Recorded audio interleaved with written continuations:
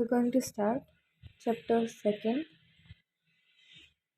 of real analysis.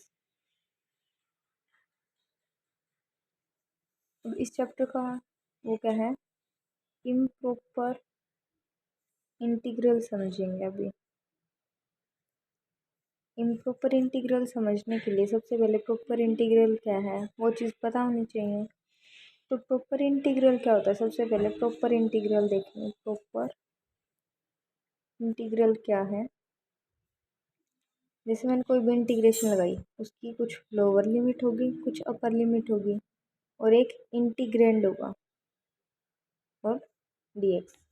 अब देखो x की रिस्पेक्ट में कोई फंक्शन, उसको इंटीग्रैंड बोलेंगे, ठीक है। अब देखो इस इंटरवल को हम कैसे लिख सकते हैं, ये भी लिख सकते हैं क्लोज इंटीग्रेशन। क्लोज ये क्यों लगाए, क्योंकि देखो जब भी हम इंटीग्रेशन करते हैं तो लोअर वाला पुट करते हैं, अपर वाला पुट करते हैं, इट मीन्स हम इनको इंक्लूड कर रहे हैं, इसलिए हम क्लोज ब्रैकेट लगाएंगे, ठीक है। अब देखो अगर हमारे पास ए और बी दोनों क्या है, फिनाइट है, दोनों क्या है, फिनाइट है, और जो हमारा एफ है वो इस इंटरवल के अंदर कैसा है, फिनाइट फंक्शन है, ठीक है। इसको हम बोलेंगे बाउंडेड है। तो हम क्या बोलेंगे कि ये हमारे पास जो है ये प्रॉपर इंटीग्रल है। अब प्रॉपर का कोई एग्जांपल, जैसे मैंने लिमिट दे दी 1 से 3 और जो इंटीग्रैंड है वो दे दी मैंने 4 माइनस एक्स, 1/4 - x dx। अब देखो 1 3 दोनों लिमिट्स क्या हैं, फिनाइट है।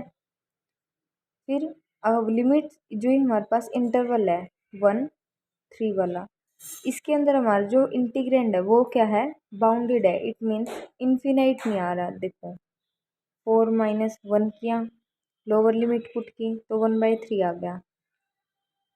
4 - 1 और 3 के बीच में 2 आते हैं, 2 पुट किया तो 1/2 आ गया।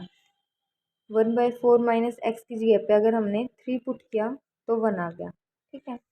तो देखो 1/3 1/2 1, कहीं पे भी इन्फिनाइट बना नहीं बना। तो हमारा फंक्शन जो इंटीग्रैंड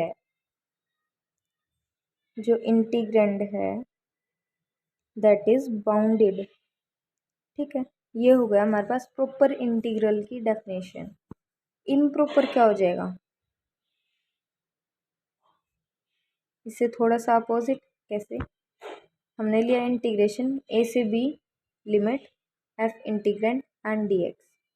अब अगर हमारे पास a इन्फिनाइट है या फिर b इन्फिनाइट है या फिर a एंड b दोनों के दोनों क्या हैं, इन्फिनाइट है।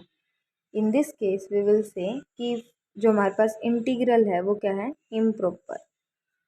इसके साथ साथ एक और चीज़ है, देखो जस्ट इन केस हमारे पास a और b दोनों क्या है, फिनाइट है, ठीक है। दोनों कैसे हैं, फिनाइट है। तो बट हमारे पास जो f है यानी कि हमारा जो इंटीग्रैंड है वो कैसा है, इनफिनाइट है। किस लिमिट में, a से b लिमिट में।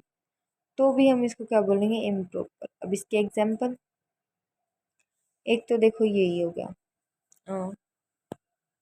मैंने लिया 0 से इन्फिनिटी 1/x dx, ठीक है। तो देखो a लिमिट फिनाइट है बट b लिमिट इनफाइनाइट होगी।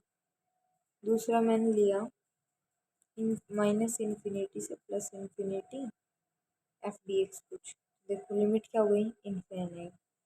एक मैंने ले लिया 1 से 3 1/x डी, क्या है इसके अंदर, 3 पुट करेंगे फाइनाइट है, 2 पुट करेंगे फाइनाइट है, बट जैसे सॉरी ये 3 पुट करेंगे फाइनाइट है, 2 पुट करेंगे फाइनाइट है, ठीक है। जैसे देखो 1/3 - 1 1/2, अगर मैंने लिमिट पुट की 2 तो ये 1/1, बट जैसे ही मैंने 1 पुट किया तो नीचे 1 - 1 1/0, एंड 1/0 क्या होता है, इनफाइनाइट। इन्फिनिटी का मतलब अनबाउंडेड, यानी कि वो बाउंडेड नहीं है। ठीक है, तो ये कैसा हो गया, इम्प्रॉपर इंटीग्रल हो गया।